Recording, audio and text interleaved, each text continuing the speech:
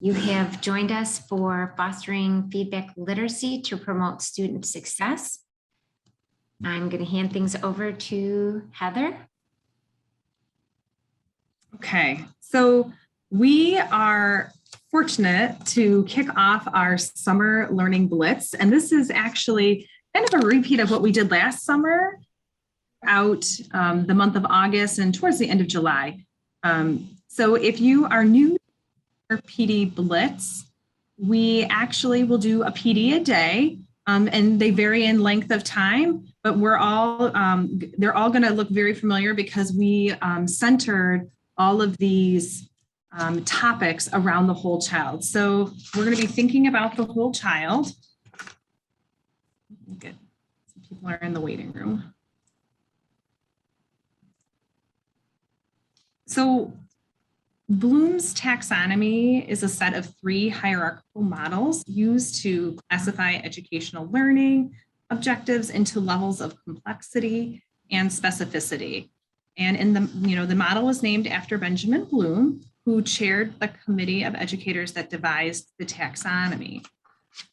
But one thing that we like to say is you can't do the Bloom stuff until you take care of the Maslow stuff. And Maslow is all about our hierarchy of needs. If you think back to your time in teacher prep, we learned all about Maslow and how certain things need to be in place before we could reach the top of self-actualization, right?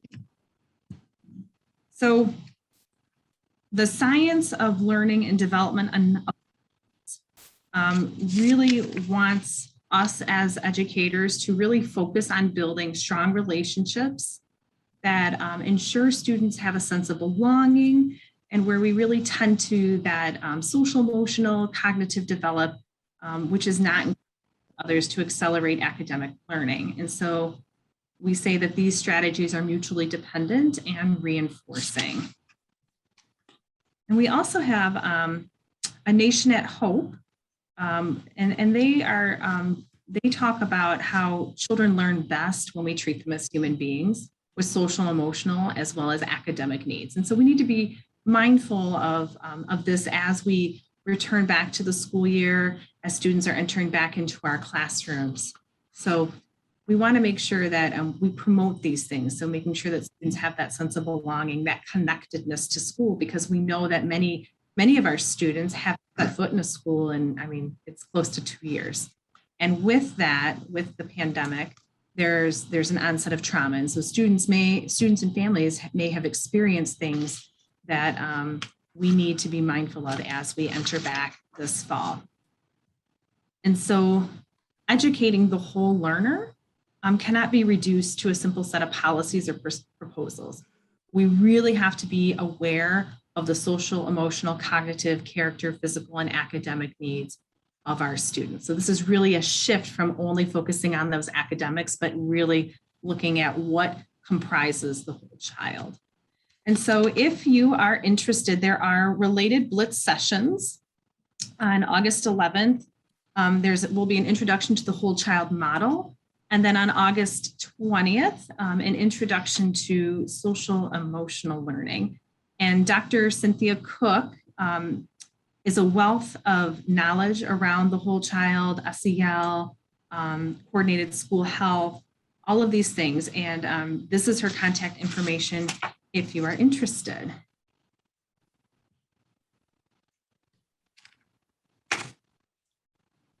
So hello, and welcome to our session. My name is Heather Rottermond, and I'm an assessment and instruction consultant here at Wayne Risa, and I'm starting my 3rd year, and I'll let Dr. Gabrion introduce herself.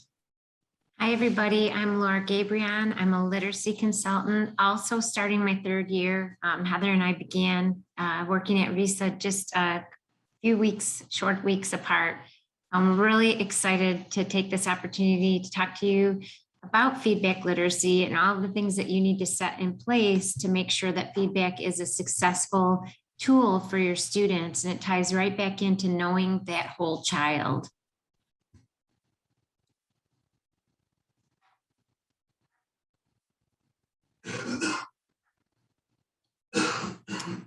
And so we've got some learning objectives today that we'd like to definitely cover with you in this very short and fast hour together. We believe wholeheartedly that feedback is essential. And we want to talk about the importance of the formative assessment process and the feedback cycle. But most important of all, we really want to talk about how to build feedback literacy. And that's really building those skills that students need to use feedback successfully to push their learning forward. And we've added this resource document to the chat. I'm going to do it again. If those of you out there are not familiar with Zoom, every time a new person enters, the chat is blank for them. So you might see that we're adding the resource document and the sign-in sheet over and over.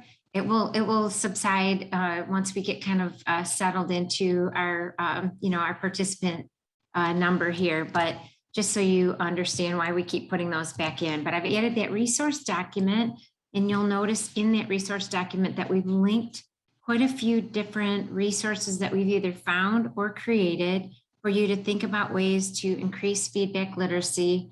And as I said too, you've got the sign-in. You also can see the sign-in is a QR code up at the top right-hand corner of this screen. And then what we want to remind you about are the literacy essentials. You can go to literacyessentials.org. I'm going to put that in the chat right now. At literacyessentials.org, you're going to see a suite of documents that span birth to grade 12. And those documents have 10 essential instructional practices that are research supported and known to increase students' literacy. So one of those occurs in our K3, our 4-5, and our 6-12 document. And that simply is that ongoing observation and assessment of children's language and literacy development has to be used to inform their education, but also to be used to inform our instruction. So it's that whole process by which we collect and use data about our students.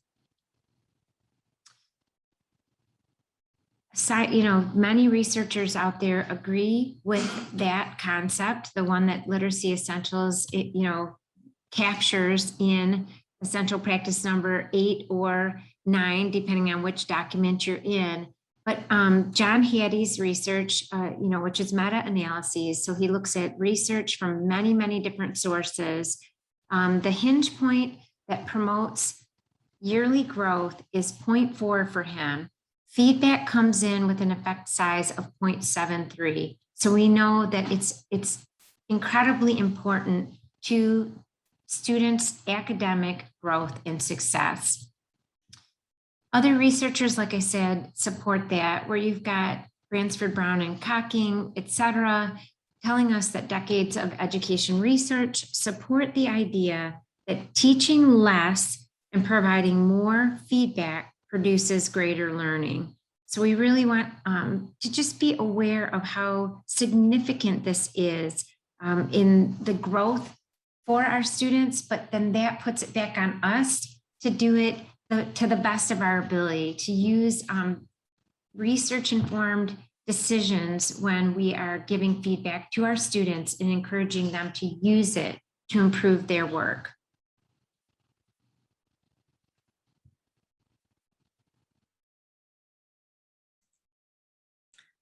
And so the reality around feedback is we can see it on the slide, but it's really what you know to be true in the classroom setting, is that it feels like we don't spend a lot of time on grading or giving feedback, but that we often see that our classrooms are large, right? We have an upwards, sometimes 25 to 30 students. And so the idea of giving feedback to all of your students could be daunting, right?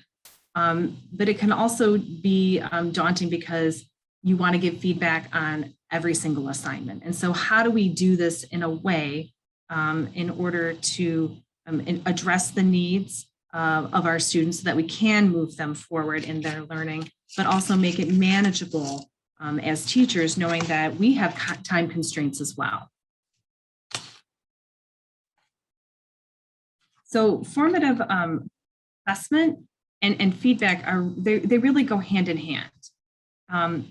We look to the classroom level of formative assessment because the in this process really pushes on the question, what comes next in the learning? And so when we look and use the information that's coming in from our students by gathering evidence, we can then provide feedback to our students so that we can move forward. And so I included a definition of formative assessment on this slide because I often think people think it's a kind of test, and it's really not a specific kind of test, right? It's really a process and it's ongoing. So whenever we think about like good instruction, like formative assessment is already embedded into it, right? But it's where do we include that feedback piece so that we really can move our students in the right direction towards proficiency of those learning goals and targets. So the formative assessment process really centers around 3 questions. And the first one is, where are we going?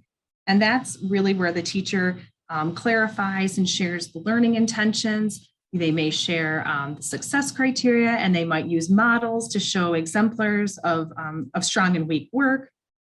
And this is where we would engage in some instructional strategies to see where students are at.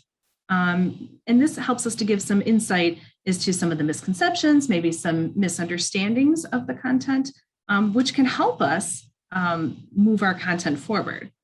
And then we move to the second question, which is, what do my students understand now? So I've engaged instruction, but now where are we at? And so I might gather some evidence around their understanding learning, and then I make a decision about where I'm going to go next and how do I move closer to that learning target, which is really the third question.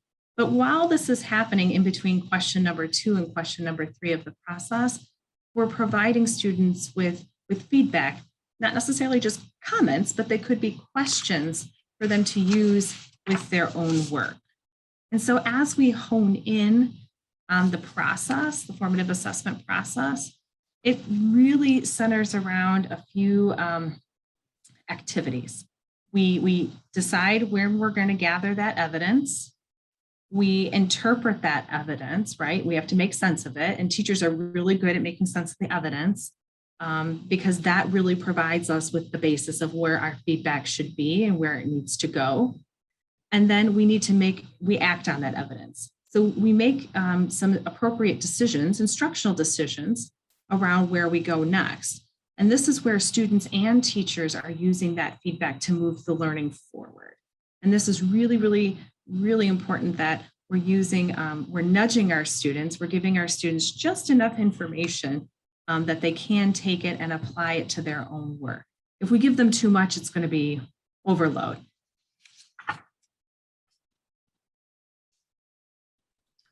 So this beautiful graphic talks about some of the pieces of the feedback puzzle. We want it to be timely. We want it to be actionable. We want it to relate to goals or learning targets in our classroom. We want it to be descriptive and focused. We definitely not only want it to be timely on our end, timely for giving students something that they can look at before they have to use it, but we also want to think about what kind of time are we giving for them to use it? How are we building that in to the classroom, setting, the unit that we're teaching, the set of lessons. Just like Heather just, had previously said, it's that kind of just right amount. So Brookhart calls that the Goldilocks principle, just that idea that it's something Heather and I talk about feedback probably more than 2 people should or could ever talk about feedback, but we both love talking about it and thinking about it. But really, we think about the times as teachers ourselves where we've committed that kind of crazy error where we give kids so much to try to deal with and fix or revise or consider on their paper or project or whatever assignment they're working on, that they cannot figure out even where to start. We almost paralyze them because we've given them too much instead of that just right amount. And the other thing that I want us to think about today too is how by giving them feedback and letting them see the kind of the the good aspects of working through those difficulties. So we give them time for that productive struggle, right? And then we also give them an opportunity to master some aspect of that assignment. That's building their self-efficacy. We've modeled some things for them. We've given them time. We've given them some real tools. And then they start to see themselves as successful individuals. And that does a lot too for building those literacy skills. And two, we saw in that puzzle things like timely and goal-oriented, actionable, individualized. It's really important when we think back to that whole child concept. Each of our kids needs something a little bit different when it comes to feedback, and their mastery of certain concepts is going to be very much different than if we compare them to their classmates. You might find some coming in around the same place, but some need nudges that others don't, and some need scaffolds that others don't. But we want to remember that feedback can be teacher-led, it can be peer-led, but what we really hope is from that, that kind of dual, teacher and peer-led, that eventually they start to look at their own assignments and think about what they need to change, giving them that autonomy to say, I know from talking to my peer that sometimes I struggle with. I always told my students that were writing something, I said, we tend to know our Achilles heels. We know what we struggle with. It might be that you struggle with connecting your sentences, or it might be that you struggle with how to really hook your audience with that introduction. So those are the things that you're already kind of have your antenna raised. You're thinking, I know I'm going to need some help with this. And that helps guide that self-assessment. We can conference with our students. We can conference with them individually, small groups, whole groups. And we have a variety of tools at our disposal nowadays that can help us deliver those comments. So we can do the handwritten right on the margins of a page. We can type and still use those margins in Google Docs or Word Docs. But Heather and I really like audio opportunities, whether it's Vocaroo or Mote or other apps that allow us to leave just a quick audio comment, or screencasting through a video comment, or using those models. And we're going to talk a little bit more about some of those today. In the meantime, though, what we want to do is we want you to go back to your own past experiences and think about your own encounters with feedback. Have you ever been in a situation where you've received feedback that for whatever reason, and talk to your breakout group mates about what that was, what's the context, what was going on? So I think, just as an example, there were times back in the old days when teachers hand wrote everything, I couldn't read it. I couldn't use it because I had no idea what the teacher was trying to say to me. Other times, there's a great video out there called Beyond the Red Ink. But one of the main students in it says that the teacher wrote bad in the margin. So he struggled with, was it the word choice that was bad? Was it my idea that was bad? Was it the sentence structure that was bad? So sometimes it's vague comments that they're not specific, so we can't use them. But we're going to just take a couple of minutes to get you engaged with some of your fellow participants here, and think about, if you've encountered feedback you couldn't use, what was the context? What was going on in that situation? Could you overcome it? But just share those thoughts with each other. Does anyone need any clarification on what you're doing in breakout rooms? All right, give us a second here and you'll see your breakout room invitation. And if you don't, often you can access it by just clicking on the three dots that say more in your toolbar. Welcome back, everybody. Does anyone want to share a time that feedback just was unusable for you?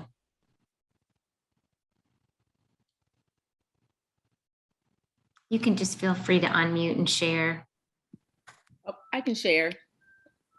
I was telling my group of a time when I was actually in a parent-teacher conference with a family regarding their student who had ASD, and the mother pretty much just wanted to reassure that things were going well with his goals and things like that. And I'm very verbal, I'm very like organized with my thoughts, so I kind of had it down, but my principal still wanted to sit in, just make sure things went well, since the mother is known to be hostile. And it was going well, and she wanted to understand why I gave her child a score that I did, because he didn't turn in the work, and one of his goals is to complete the steps of turning in his work. So he didn't get his score because he didn't turn in. My principal pretty much sat there and was like, well, we do know he be trying, so we can just surpass that and just, don't worry about it. And I was so confused, because I'm thinking, I'm following what I'm supposed to be doing, and then you just kind of made it seem like it wasn't important.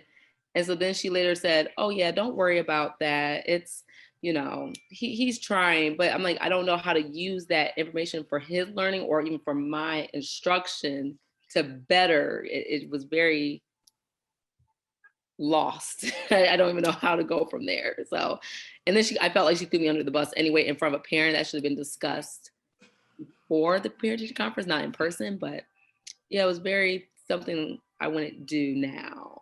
Yeah. I think you bring up a couple of things, that context wasn't the right context for the feedback. And I think that's true when we have students in front of us too, that sometimes that individualized feedback might be embarrassing to the student, or the student might feel frustrated. So sometimes, again, knowing who we're dealing with and how they might interpret the guidance that we're giving. But and then if you're stuck there thinking, now how do I use it? Then the feedback isn't really helpful at all. You're just, it becomes something that, even in retelling this story, you thought to our group, what was I supposed to do next? I didn't even know what to do next. And so even like as an adult person, in a working context, getting that kind of feedback. But when we think about our students who might just sit there and think, I don't know what to do. I have no idea. That caught me off guard, and it seemed, not the right timing, and I'm stuck. Now what do I do? I don't know, Heather, if you wanted to add anything. Well, I'm just thinking about like what was said and how vague it was, that you are left with that lack of clarity of where do you go next. And that's oftentimes where our students are at. Like they just don't know, even though we think we might be clear, they just don't know what to do next. And that's something that it's not done overnight. And it's something that we kind of have to build our students up to, so that they know how to take that feedback. But the same thing as adults, like it sounds very unclear, and I wouldn't have known what to do next. But, that's a hard situation when you have a parent that, might have been challenging in the past, and in navigating that. So I can see why the situation happened, but yes, as for you, where do you go next? It's not clear. Yeah, pretty much. And then it doesn't help with the growth. So then I'm, like you said, stuck. I'm like, so do I allow this for now on? Like those questions start to get asked for clarification, but it still kind of contradicts everything you're taught. So it is very confusing when you don't have the feedback that's helped your growth. Yeah. In that situation, it's both people's growth, right? You as an educator, but also the student as, these are your goals. We want to make sure that you know what to do with assignments. This is part of your trajectory. But if that's cut off in the process and someone says, that doesn't matter, it'd be like, I guess, like a toddler. It doesn't matter if you learn how to put your own shoes on or whatever it is, that's part of a milestone that you're developing that autonomy. Yeah. Anyone else? You have one that you want to share? In our group, we talked a lot about the old times when teachers would just write redo. And your question would be, redo what? What part is the whole thing need to be tanked? What part needs to be redone? And one of the things we talked about, it's a skill, and sometimes it's a time constraint. It's easy to write redo on somebody's paper and you're doing to that. So being able to have some type of way to do it so that it's time effective.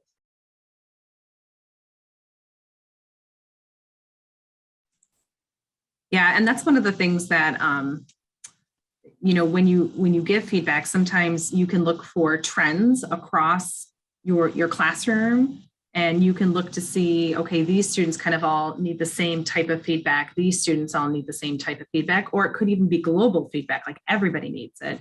And so that's what, you know, what is feedback? Like timely, specific, manageable, individualized, but also goal reference. So keeping in mind what your learning intentions are and where your students are at in relation to those learning intentions, and then what's going to move them in the right direction. So some of the things that Laura and I would suggest would just look for trends. It doesn't always have to be a one-on-one or like a full dissertation on some student's paper, but that you're really being mindful of the chunk of information or comments or questions that you're posing to students so that they can internalize it and then put it into action.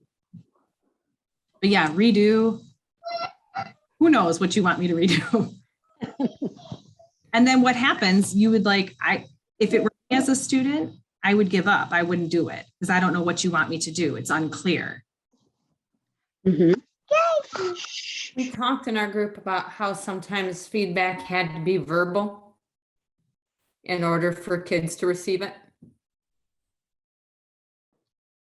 And two, what we talk about, you know, closer to the end of this session though, is how do you want them to act upon it? So if it is verbal, are they going to jot a few things down and be able to keep track of what they need to do in order to make those revisions to their work? Sometimes we need that next step. So we gave the feedback. What's the next tool we give them to use the feedback? And then how will we assess that they've in fact made some growth in that area, the one that we suggested that they might need to address?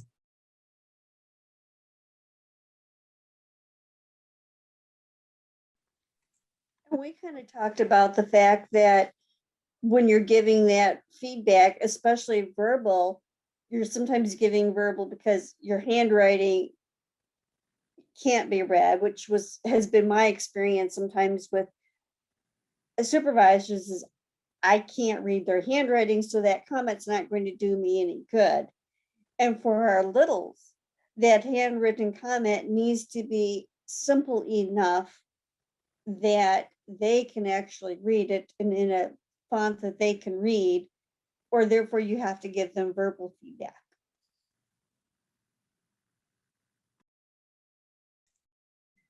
Yeah, and so what Laura and I, because like she mentioned earlier, we could talk about feedback till the cows come home. But one of the things that we really noticed in the research was that we hear a lot of the feedback literacy in higher ed, post-secondary.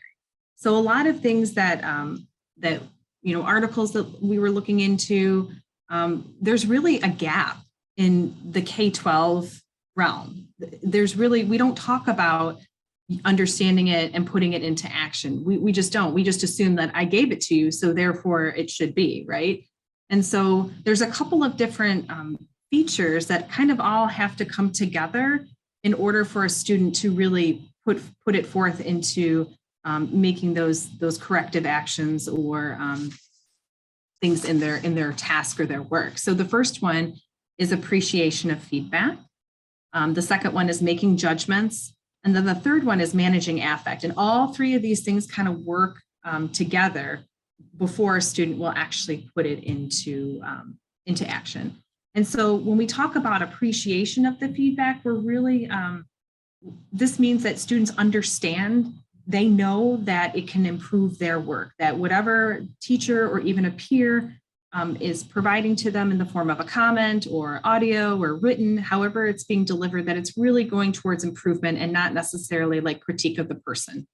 They understand that it can come in various sources. So it could be from a peer, but it also could be through like Google Docs, like in the comments, or it could be using digital tools to record voices or making a video to give that feedback. So really, building up that appreciation of feedback is one of the first pieces. The next one around making judgments. This is where students are really working internally to develop strategies where they can make judgments about their own work and the work of their peers. So this could be engaging in some peer conferencing, peer feedback scenarios or situations within the classroom, but also having things like rubrics and models so that I know where I am in relation to an exemplar. The other piece too around making judgments is that we don't want feedback to come as an afterthought, but when we plan our instruction or plan what's going to happen in the classroom, we want it to be routine so that when I do put my two partners together, it's not like, what are we doing? We've engaged in peer feedback before. But really, we also want to develop this idea of like self-led feedback, right? Where me as myself, I can give myself feedback. No, that doesn't look right. Or I'm looking at this model here and mine doesn't look like that. What are some things that I can do to improve? And so we're really working to support and build that up as well. And then the last one is really about managing that affect. And this can be hard for little kids, but it can also be hard for our middle school and high school kids, because we're really working to diffuse those defensive behaviors when somebody is receiving critical feedback. And that can be hard to get critical feedback, but we want students to recognize that it is for the improvement of their work. And we want to make sure that we're being proactive when students are asking for suggestions from peers or teachers. And this is one that we want to build within our students. We want students to ask for support prior to actually getting the feedback from us. But we also want to really hone in this idea of a continuous improvement, that we're continuously improving our work. It's not necessarily set in stone the first time we go through, but that we can continuously improve our work, our task, so that we can continuously get better. So when we have all of these things in place, that's when the feedback actually gets put into action. And this is where the student actually realizes that the importance of taking action rather than abandoning it, like we did with redo, right? We would abandon that. I'm not going to put anything into action. But that we're really using a variety of experiences and drawing inferences so that we can make that continuous improvement. So this is really where students are developing, honing in on their strategies for acting on feedback.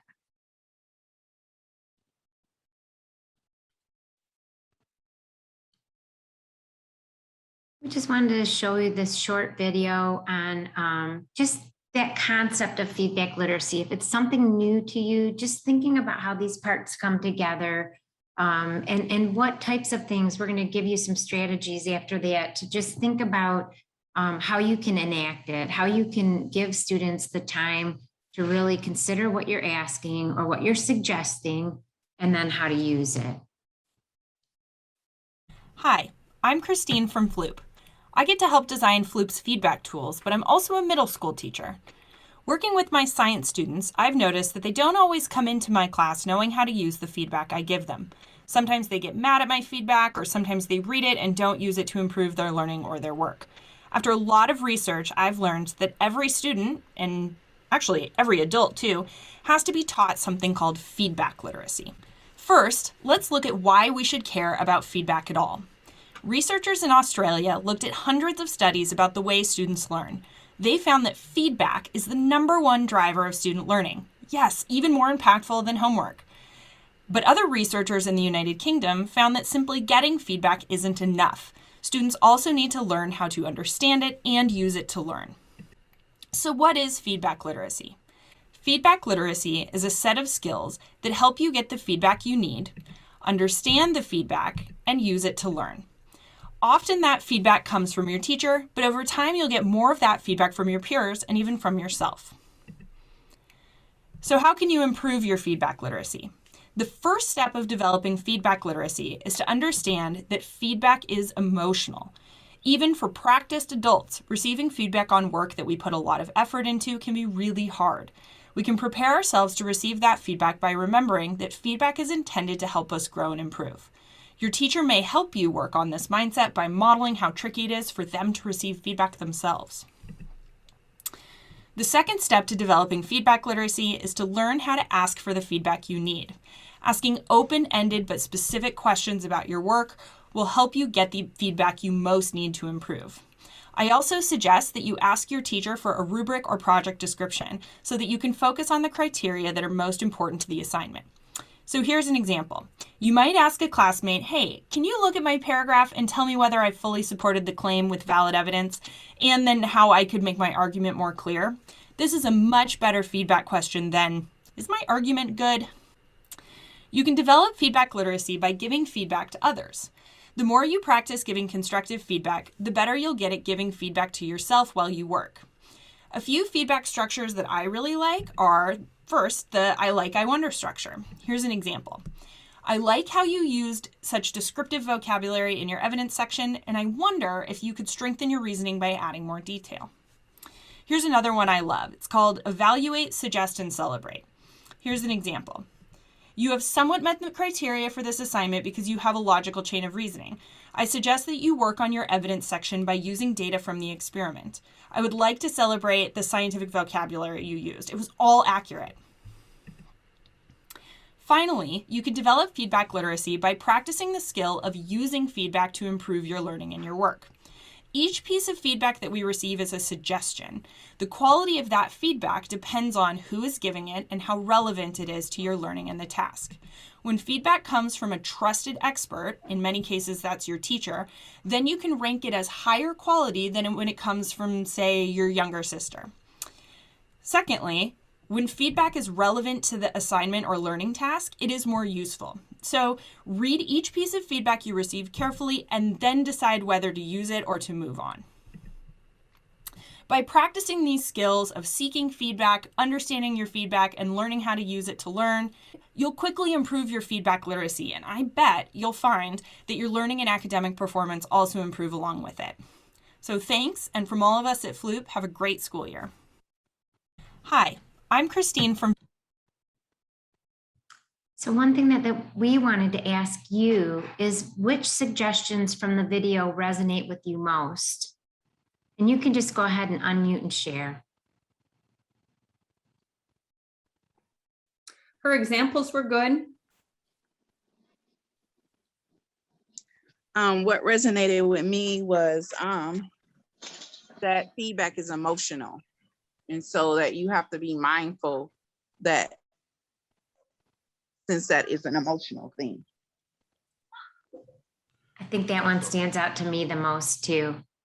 Yeah, and then also how she had used those two, where she said, I forgot the wording now, but it was like, I wonder, and, instead of using other words to give feedback, those may come off a little bit easier to the person.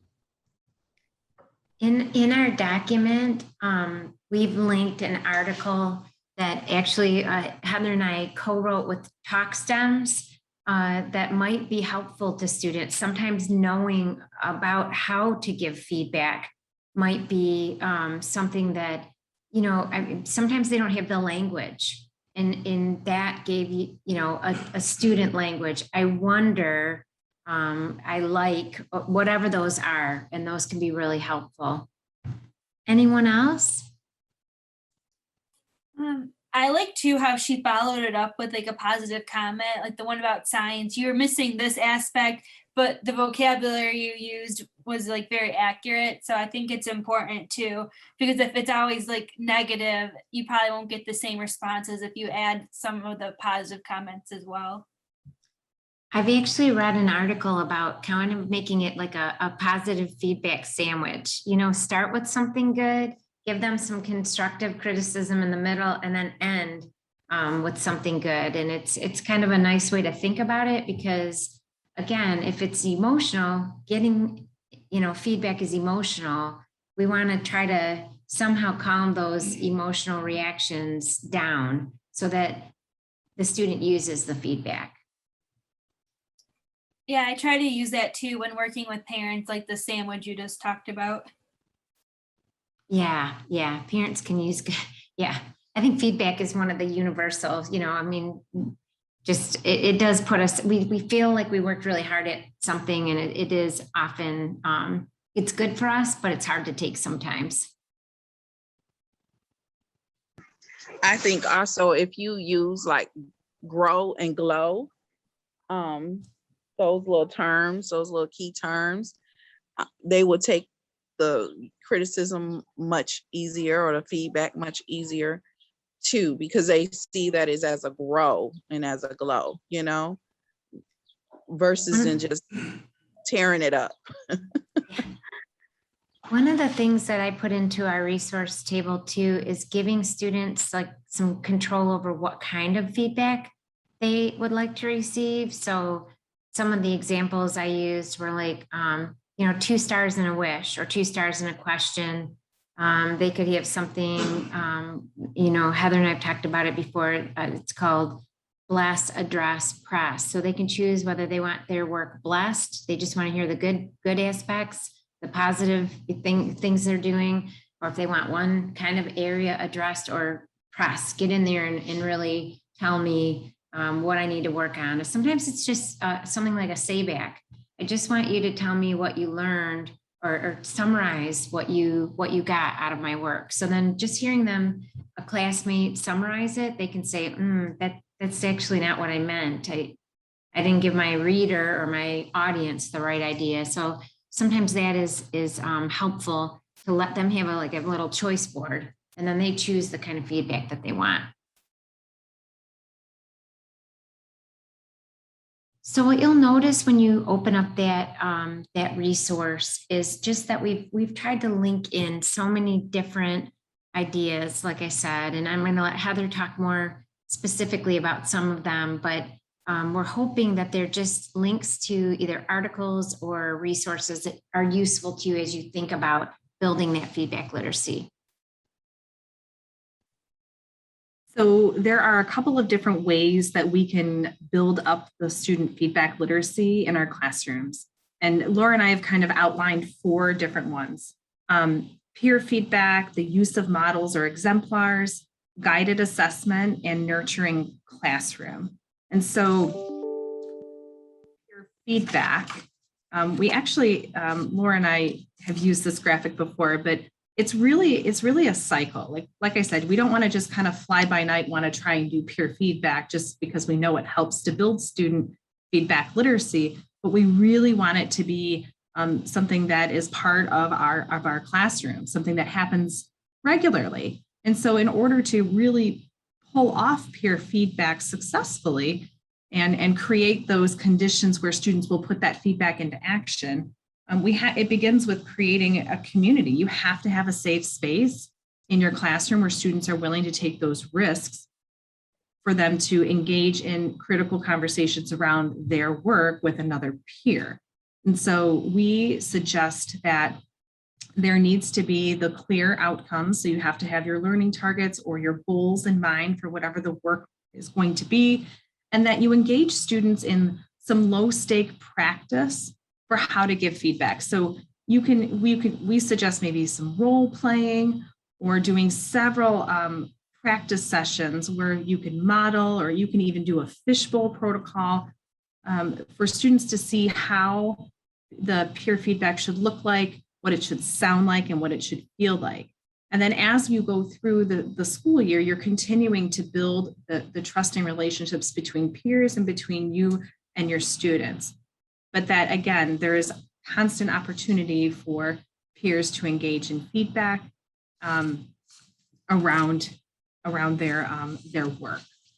And so the other thing that we would suggest around peer feedback is, again, we don't want it to be a fly-by-night type of thing, because it doesn't happen overnight, but that there are advantages to implementing peer feedback.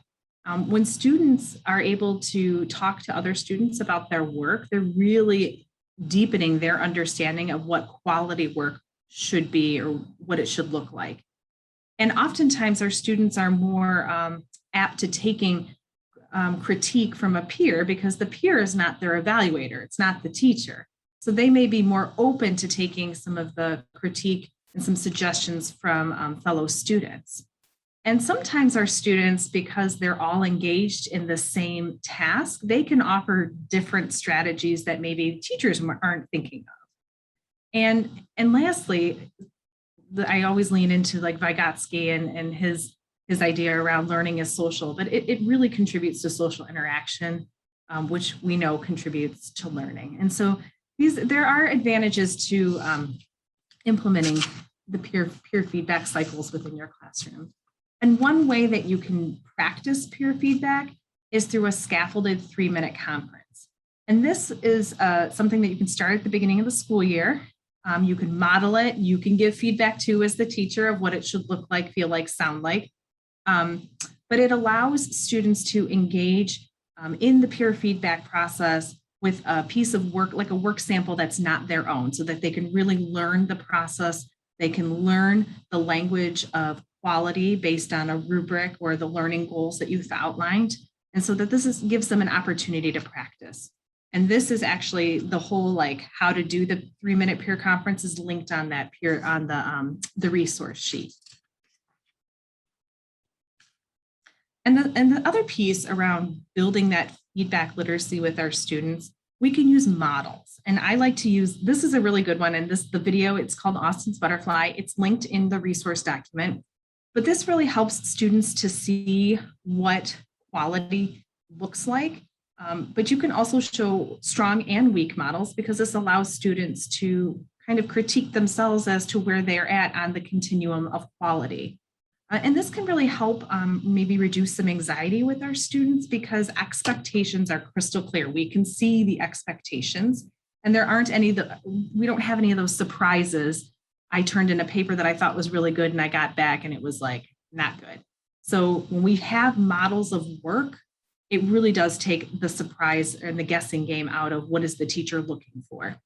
And then it also allows for a showing rather than telling. And sometimes students need to be shown what quality looks like versus being told. So we can have a rubric, which will also have quality, but if you can see that this is a 4 on the rubric and this is a 3 on the rubric, and here's why, and have those conversations, students know exactly what they need to aim for in terms of the learning goal.